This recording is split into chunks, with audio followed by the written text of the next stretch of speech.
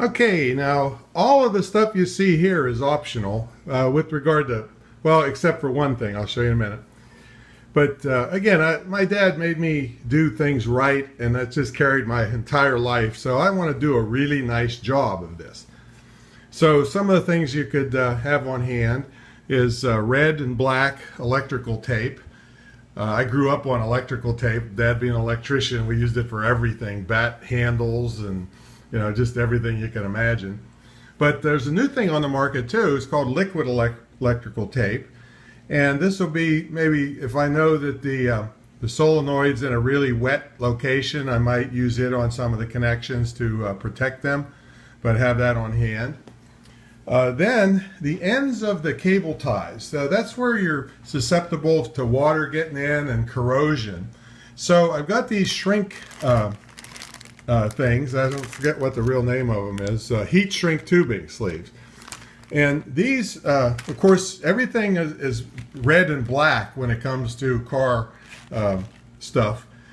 And red being positive, black being negative. But these have adhesive in them. So you put these right near the cable ends. We'll see this later when we actually do it.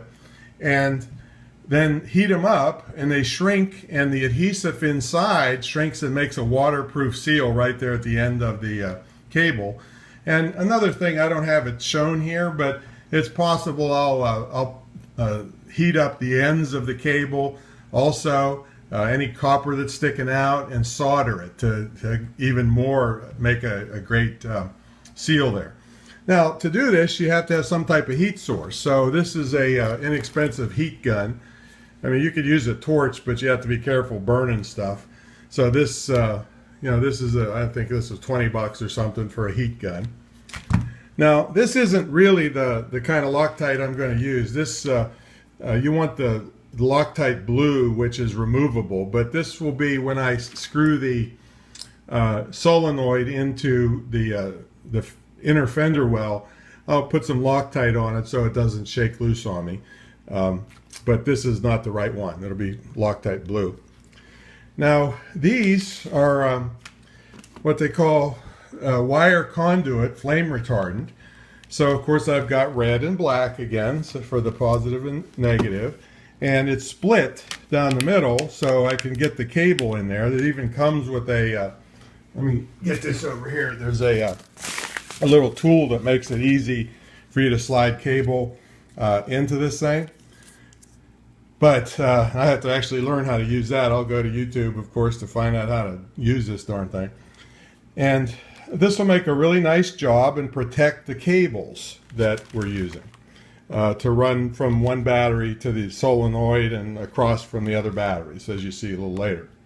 Then, of course, we're going to hold them in with zip ties so they don't flop around in the engine compartment. That's what those are. And then here, this is what's left of the universal battery hold down kit I got at AutoZone, where you put a little rubber block at the bottom of the battery, and that's what I needed the long extension for, to go down and tighten it down to hold the secondary battery in. So this is these are the kinds of things. Didn't cost a lot of extra money to make a really, really nice job, and I try to carry that into all the types of work I do. And so anyway, that's some accessories.